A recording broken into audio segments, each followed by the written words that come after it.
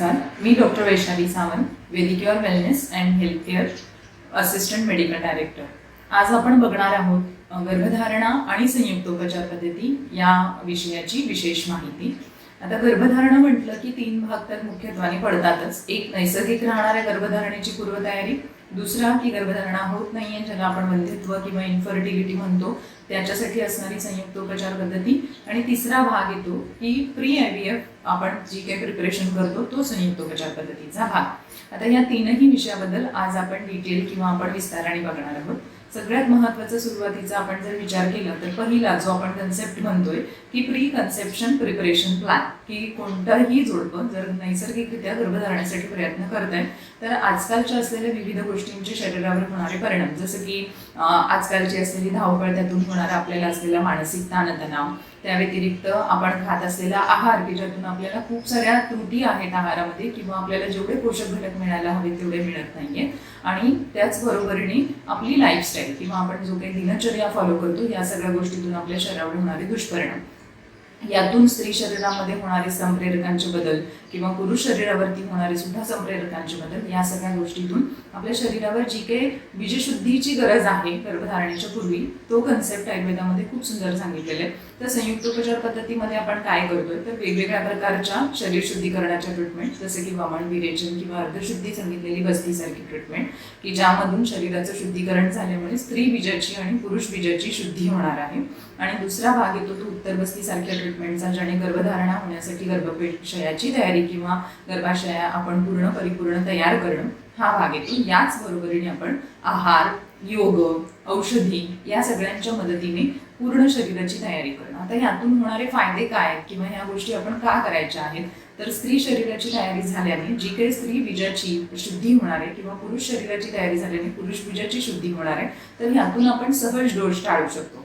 आता सहज दोष म्हणजे काय, तर शरीरात जी काय एका पिढीकडून दुसऱ्या पिढीकडे जाणारे जे अनुवंशिक आजार किंवा अनुवंशिक दोष आहेत ते आपण सहज दोष असतात, ज्यांना आपण सहज दोष म्हणतो, ते दोष आपण शरीर शुद्धीकरणानंतर बीजशुद्धी झाल्यामुळे टाळता येतात. हा झाला एक भाग. आणि दुसरा, जे काही शरीर शुद्धीकरणानंतर बीजशुद्धीनंतर होणारं जे मूल अपत्य जन्माला येणार आहे ते मानसिकरित्या, शारीरिकरित्या आणि बौद्धिकरित्या सुदृढ आणि थोडक्यात आपण एक्स्ट्रॉर्डिनरी असणार आहे असं म्हणायला काही हरकत नाही.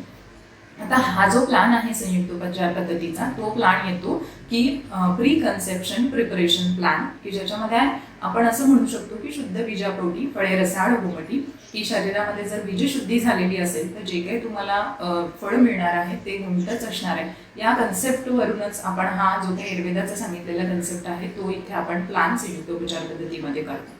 आता त्यानंतर आपण बघणार आहे की वंध्यत्व किंवा इन्फर्टिलिटी, की बाबा वर्षभरासाठी तुम्ही कुठल्याही प्रकारची गर्भनिरोधक साधनं न वापरता जर समजा शारीरिक संबंध ठेवून प्रयत्न करताय पण त्यातून प्रेग्नन्सी राहत नाही तर त्याला आपण वंध्यत्व म्हणतो. किंवा एखाद मूल तुम्हाला आहे किंवा एखाद अबॉर्शन झालेलं आहे आणि त्यानंतर गर्भधारणा राहत नाही, त्याला आपण सेकंडरी इन्फर्टिलिटी किंवा इन्फर्टिलिटीचा दुसरा भाग असं म्हणतो. आता या दोनही प्रकारामध्ये महत्त्वाची कारणं आपल्याला काय सापडतात, तर थोडक्यात आपण कारण बघूयात की स्त्री शरीरामध्ये स्त्री पुष्पजनन न होणं किंवा स्त्री पुष्पजनन किंवा आपण ज्याला फॉलिकल म्हणतो ते फॉलिकल वाढलेलं न फुटणं, सिस्ट तयार होणं, त्या व्यतिरिक्त एंडोमेट्रियोसिस असेल, गर्भपिशवीला असणारी सूज असेल, गर्भाशयाचे वेगवेगळ्या प्रकारचे जंतुसंसर्ग असतील, त्या व्यतिरिक्त गर्भाशयाच्या बाजूला असलेल्या ज्या काही गर्भाशयाचं बीज वहन करणाऱ्या किंवा बीजाला गर्भाशयापर्यंत पोहोचवणाऱ्या ज्या काही बीजवाहिन्या आहेत त्या बंद असणं, यासारख्या वेगवेगळ्या स्त्रियांमध्ये असलेल्या तक्रारी, आणि त्याचबरोबर पुरुषांमध्ये एकलैंगिक समस्या असणं किंवा शुक्राणूंची संख्या कमी असणं,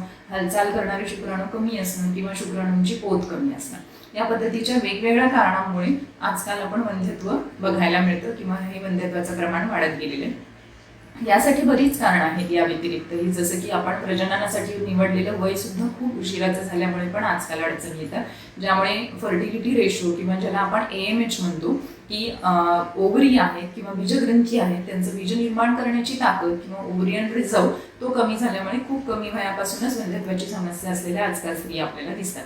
आता या सर्व प्रकारच्या तक्रारींमध्ये आपल्याकडे जी संयुक्तोपचार पद्धतीचा प्लॅन आहे त्याच्यामध्ये आपण ऑक्युपंक्चर, या उपचार पद्धतीची सुद्धा मदत घेतो, ज्यातून स्त्री शरीरातील आणि पुरुष शरीरातील संप्रेरकांचं संतुलन होतं. बरोबरीने पंचकर्माच्या, शरीर शुद्धीकरणाच्या, गर्भाशयाच्या शुद्धीकरणाच्या विशिष्ट ट्रीटमेंट आपण एकत्र केलेले आहेत. याबरोबर आहाराचा सल्ला ह्यामध्ये खूप मोलाचा राहतो, की आपण या प्रत्येक जोडप्यासाठी आहार आपण प्लॅन करून दिलेला असतो, की तुम्हाला काय खायचं आहे आणि काय नाही खायचं आहे. आणि बरोबरीने योगासनांची मदत, की योगामुळे शरीरातील संप्रेरकांचे बदल आहेत ते तर नियंत्रित होतातच, मानसिक ताणावरती तुम्ही नियंत्रण करू शकता. अशा सर्व समावेशक संयुक्तोपचार पद्धतीचा प्लॅन आपण संयुक्तोपचार SUP फॉर इन्फर्टिलिटी या पद्धतीने आपण वापरत आहोत. आता त्यानंतर आणखीन एक भाग येतो, की कधी कधी काही अवयव तयार झालेले नाही आहेत, जसं की स्त्री शरीरामध्ये गर्भाशयाच्या बाजूला जोडलेल्या ज्या बीजवहन करणाऱ्या नलिका असतात त्या नलिका नाही आहेत किंवा तयार नाही आहेत, किंवा त्या बंद आहेत पण त्या उघडल्या जाऊ शकत नाही आहेत वेगवेगळ्या कारणांनी, किंवा त्याचबरोबर गर्भाशयाच्या अशा काही अवस्था असतील किंवा ओव्हरीच्या अशा काही अवस्था असतील की ज्याच्यामध्ये नैसर्गिकरित्या गर्भधारणा होऊच शकत नाहीये, आणि अशा वेळेला आपल्याला IVF किंवा ICSI यासारख्या मॉडर्न ट्रीटमेंटची मदत घ्यावी लागते. तर आता ह्या मॉडर्न ट्रीटमेंटची मदत घेत असताना आपण या ट्रीटमेंटचा सक्सेस रेट किंवा त्यांची उपचारानंतर येणारे जे काही रिझल्ट्स आहेत ते वाढवण्यासाठी म्हणून आपल्याला संयुक्तोपचार पद्धतीची मदत घेता येते, आणि आपण वर्षानुवर्ष या पद्धतीचे प्लॅन केलेले आहेत. तर आता यामध्ये आपण काय करतो, तर जेव्हा आपण कृत्रिमरित्या बीजनिर्मिती करतोय, बीजाबरोबर शुक्रजंतू आहेत ते एकत्र करून त्याचं फलन करतोय आणि तो कृत्रिमरित्या तयार झालेला गर्भ जेव्हा गर्भाशयामध्ये सोडतोय, तेव्हा आपल्याला स्त्री शरीराची तयारी खूप महत्वाची. आता स्त्री शरीराची तयारी कशासाठी, तर जेव्हा आपण सगळंच नैसर्गिक कृत्रिमरित्या करतोय तेव्हा नैसर्गिक शरीरामध्ये असणारी हॉर्मोनची अवस्था चांगली असणं गरजेचं आहे. गर्भाशयाचा जो अंतःस्तर आहे की ज्यामुळे आपण तयार केलेलं गर्भ आतमध्ये सोडणार तो स्तर चांगला बनणं खूप आवश्यक आहे. तर या सर्वच दृष्टीने की बाबा संप्रेरकांचं संतुलन राहावं, गर्भाशयाची आतून तयारी राहावी, यासाठी आपण वेगवेगळ्या प्रकारच्या पुन्हा संयुक्तोपचार पद्धतीमधल्या उपचारांची मदत घेतो, ज्यामध्ये पुन्हा शरीर शुद्धीकरणासारख्या ट्रीटमेंट आल्या. त्याचबरोबरीने महत्त्वाची ट्रीटमेंट राहते ती उत्तरबस्तीसारख्या ट्रीटमेंट, की ज्यामध्ये आपले विशिष्ट औषधी फॉर्म्युले आहेत की जिथे आपण प्रिपरेशन प्लॅनमध्ये हे फॉर्म्युले गर्भाशयामध्ये वापरतो, की ज्याने गर्भाशयाचा अंतःस्तर आहे तो पुढे येणाऱ्या गर्भधारणेसाठी पूर्ण तयारी राहील या पद्धतीने आपण विकसित करतो. आता या सर्व एकत्र ट्रीटमेंट जर आपण बघितलं तर पूर्ण संयुक्तोपचार पद्धती ही 3ही लेवलवरती, म्हणजे तो प्री कन्सेप्शन प्लॅन असेल किंवा इन्फर्टिलिटीचा संयुक्तोपचार पद्धतीचा प्लॅन असेल, किंवा तिसरं आपण जे बघितलं की प्री IVF प्रिपरेशन प्लॅन संयुक्तोपचार पद्धतीचा असेल, या 3ही मध्ये आपण करत असलेली सर्व समावेशक की ज्यामध्ये आपण पंचकर्म, अक्युपंक्चर, विविध प्रकारच्या योगासनांची मदत, काही श्वासांचे व्यायाम, त्याच्या बरोबरीने आपण आहार, या सर्व एकत्रित गोष्टींचा पूर्ण रुग्णांना फायदा होईल किंवा त्यांची तयारी होईल यासाठीची पूर्ण तयारी केली जाते. धन्यवाद.